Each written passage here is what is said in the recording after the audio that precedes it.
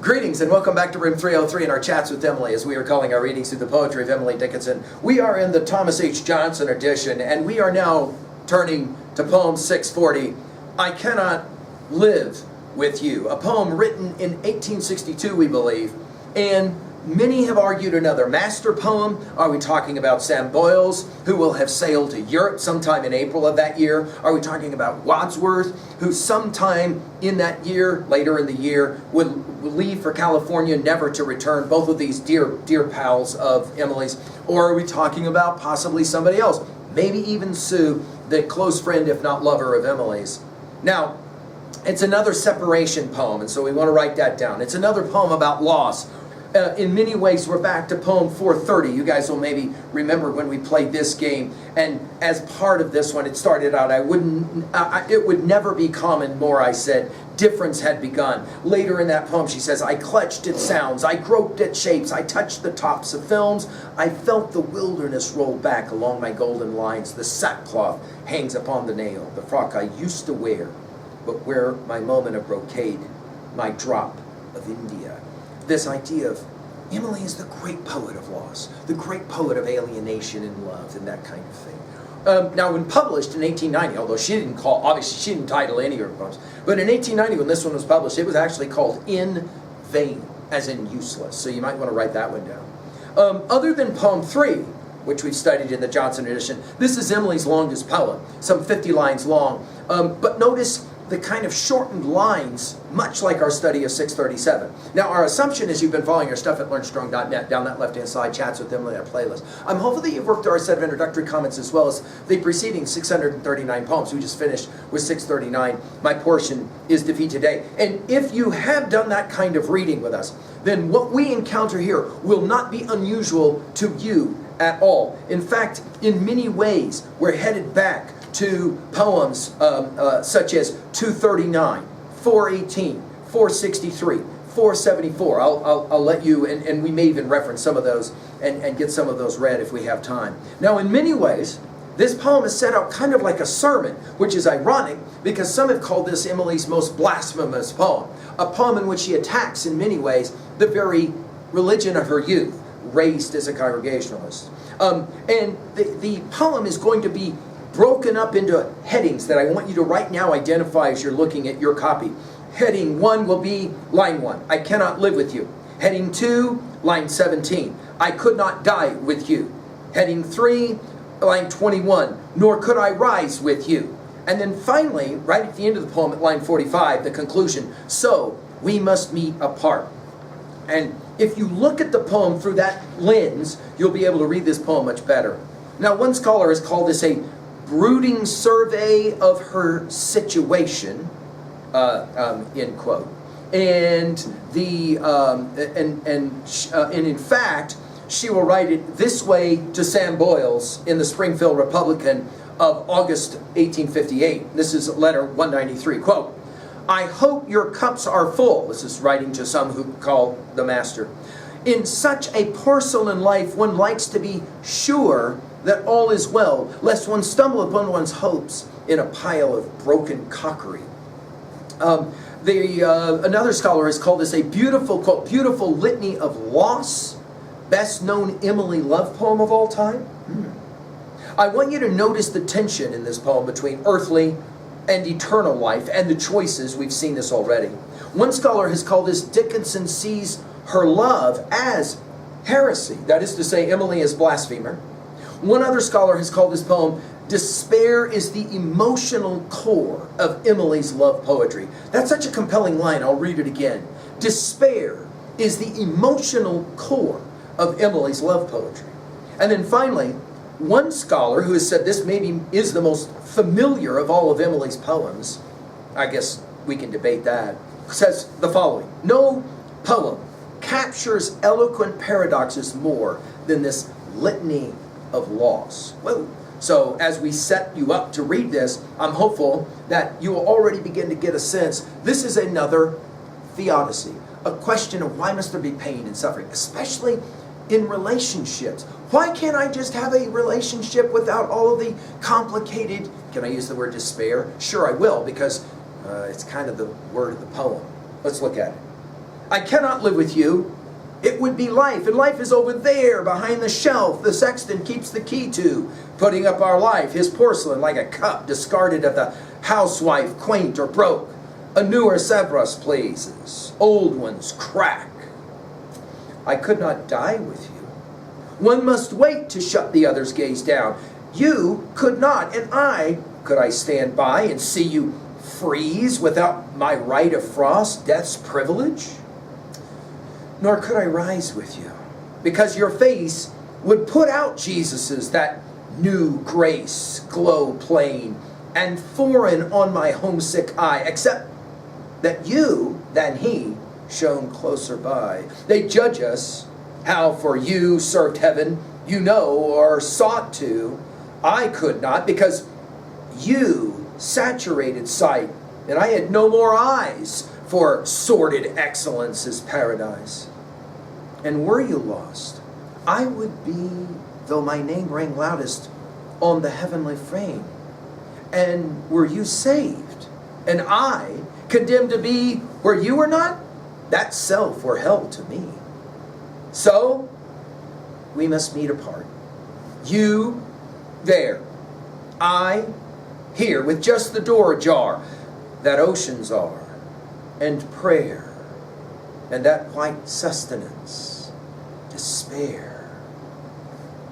Now there's a reason why this poem is so celebrated, and I think it is a lot of it is the sound and the reading. Now I'm hopeful, guys, that you guys are practicing reading these poems out loud, and if you do so, and I've read this poem a number of times out loud, and it seems like every time I read this poem out loud, I read it a different way, where there's different kinds of emphases. However, I will point out to you, and we won't play this game a lot, but do notice that the first two lines read as iambic pentameter. I cannot live with you, it would be life. Ba-bum, ba-bum, ba-bum, ba-bum, ba-bum. And life is over there behind the shelf. You see it? Right? So if you want to start playing scansigans of this project, then you can see Emily's in high form here. Okay? But notice, the lines are broken. Much like we noticed when we studied Browning's Porphyra's Lover, and we pointed out that those lines get severed halfway through to emphasize the disjointed nature of that. Here, this poem is disjointed in a very interesting way, although, notice her argument goes from live to die to rise, right? So she'll say it, I can't live with you. Of course, who is the who? That's always going to be these questions where Emily refuses to tell us who it is. It would be life. In other words, I can't have that kind of joy. It would be too much joy. And life is over there, behind the shelf. That is to say, the afterlife, right? On the other side, the life eternal, if you will, involved in the Christian ritual, right? Behind the shelf. The sexton keeps the key. And here again, Emily dropping all kinds of theological resonances. Of course, we'll think about the Matthew 16:19 keys to the kingdom of heaven and all of that. The sexton keeps the key to putting up our life. His porcelain like a cup. Now, the porcelain, of course, here possibly being referenced as what will hold the sacrament of the Lord's Supper, the Holy Lord's Supper, inside of a porcelain bowl, right? Of course, you can think about this as referencing the church. That is to say, true love can only happen between married people, and Emily was never married. So whoever it is that's this potential lover, we can't be together. I can't live with you the way I would wish to. Now, some have read this as, well, she's really just hiding behind the pronouns, and she's talking about Sue, her would-be lover, who she could not be with, the wife of her brother, ultimately, Austin. Again, the use of the word cup. I mean, readers of Emily's day would immediately recognize the Psalm 23 reference, my cup runneth over, right? And then maybe the key word of the poem, there's so many of them, discarded. The cup that's been broken. Discarded of the housewife. Notice we go from the sexton to the housewife. Quaint or broke in 16 poems. She loves this word quaint. Takes us back to our study of 634 if you want to go back there and look at quaint. Or broke, and then a newer Sevres pleases, the French porcelain, the china, in other words. In other words, we put down the old broken and we pick up the new, right? The new wineskins, of course, of Christ's comments in John come to mind. By the way, Sevres is only used one time in all of her poetry. old ones crack. Now, I have said to you guys before that I think T.S. Eliot learned a whole lot from his study of Emily Dickinson. And what is it at that concluding line of Bert Norton? What does he say? Words strain, crack, and sometimes break. Under the tension, slip, slide, perish, decay with imprecision, will not stay still. And then all of a sudden, after crack, we're ready to go to the next set of the part of the sermon, if you will. I couldn't die, right? I can't live with you, she says, but I also can't die with you. Now, many have read this as allusions to Romeo and Juliet, the possibility of mutual suicide and the like. She says, I can't die with you, for one must wait to shut the other's gaze down. That is to say, I don't think if you died and I was alive, she says, I'm not sure I could shut your eyes. You know how we do in death. She said, I don't think you can do it. And she says, and I'm pretty sure you couldn't do it either. You could not. And could I stand by the way, this is one of the few times, notice, Emily loves to ask these questions without question marks. Here she'll ask it. Could I stand by and see you freeze without my right of frost, death's privilege? Could I watch you die, she says, and myself not die with you? Oh, no way. She says, I couldn't do that. Part 2. Part 3. Well, I can't live with you. I can't die with you. I can't resurrect with you either. Whoa. Now notice, we move from the earth down to the afterlife. And the poem starts to become quasi-blasphemous at this point. Nor could I rise with you. And here's why. Your face would put out Jesus's. Whoa! Now you'll remember John 3:12 and John 9:5. Jesus calls himself the light of the world. In other words, what'd she say? She says, I couldn't rise with you because when I went to heaven and I saw Jesus and then I looked at you, I would be more interested in looking at you than at the face of Christ. Because your face shines brighter than the face of Christ to me. Whoa!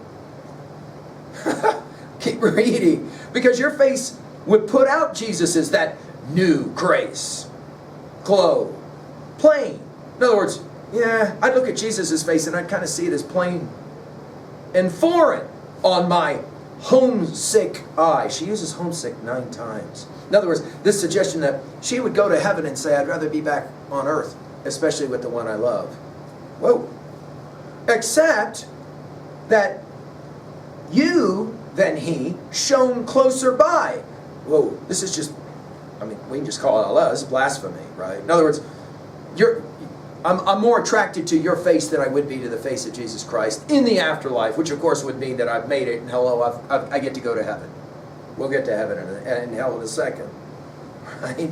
They judge us. Whoa, what an interesting line. Who's they? Right? They judge us. Are we talking about the Trinity? Are we talking about the angels? Like who? They judge us. How? Notice the use of all these dashes. How? For you served heaven. You know, in other words, she says about her lover, you tried to do it the right way. Some have read in between the lines to say that whoever it was that she was into maybe was already married. We think of Sam Boyles. And he rejected any kind of liaison with her because he wanted to go to heaven. And so he could go to heaven. For you served heaven, you know, or sought to. I could not. Now, this is the line of all lines. This is the rejection of her childhood faith in one way. Because you saturated sight, and I had no more eyes. Notice, interestingly, we go from gaze to put out to eye to sight to eyes. All this seeing stuff, right? And I had no more eyes for sordid excellences, paradise. Again, the brilliance of eyes in paradise. Now, sordid, we will see it again when we hit poem 1431. Her argument is that paradise is vile compared to this earth with you. We can't help but think of Hamlet. What does he say? The world is an unweeded garden. Things gross in nature possess it merely. This too solid earth would thaw, melt, resolve itself into a dew. The use of that word solid is sordid, yucky, gross. Wow. And were you lost, in other words, for whatever reason you ended up going to hell, I would be, though my name rang loudest on the heavenly fame. She says, if I showed up and you went to hell and they said, go ahead, get in there to heaven, she'd go, oh no, I ain't going into heaven without him. Whoa. She says, and were you saved, and I condemned to be, where you were not, that self were hell to me. Now, I think she's channeling Milton here. And especially you'll remember from Paradise Lost Book 1, Satan will say at 2:54, what does he say? That one better to reign in hell than serve in heaven. Remember what Lucifer has to say there, right? She says, if I couldn't be with you, that is hell to me, right? You'll remember poem 459, Heaven Hath a Hell. And we'll come back to hell when we hit poem 1732. You may want to write that one down. Now, after all of this, we come to our so. So, we, capitalized, must meet apart. By the way, I want you to hear all the R sounds here, okay? Meet apart, right? Here's our conclusion. Much like those kinsmen, I died for beauty, died for truth, of 449. There's a petition in between. We meet apart. You there, I here, with just the door ajar. Let's put it in our notes, guys. This is Emily, who by the time she was entertaining guests at all, as she did, she would sit behind her bedroom door with it either shut or ajar and have the person she was talking to on the other side of the door so they didn't have to see face to face. Think about her use of the word door through so many of the poems we've already studied. And what is it now, this separation? Oh, it's where oceans are. And prayer, of course, for Emily, prayer is always the sound of despair because she's not sure God actually hears her. And the white sustenance, despair. We're back to poem 536. Despair is used in 31 of her poems. Okay, well, what's the message here at 2a? Well, I think one of the arguments is to not be with the one you love is hell, actual hell. And there's no point in going to heaven if you can't go to heaven with the person you love. At 2b, well, again, notice what she even says it, the quaint or broke meter, right? Quaint or broke is her line, but notice the meter and the odd, irregular meter, right? The distraught state of mind being played with here. At 3a, well, I mentioned it, Milton, Satan. I think Dante is as well here, standing behind some of these lines as well. Why? Because Dante the Pilgrim has to learn what simple truth. You don't go to hell, you got to go through hell to get to the other side. And finally, at 3b, what was a time when you just couldn't get the thing that you wanted? And for that reason, it was kind of a hell, or the white sustenance of despair. Thank you.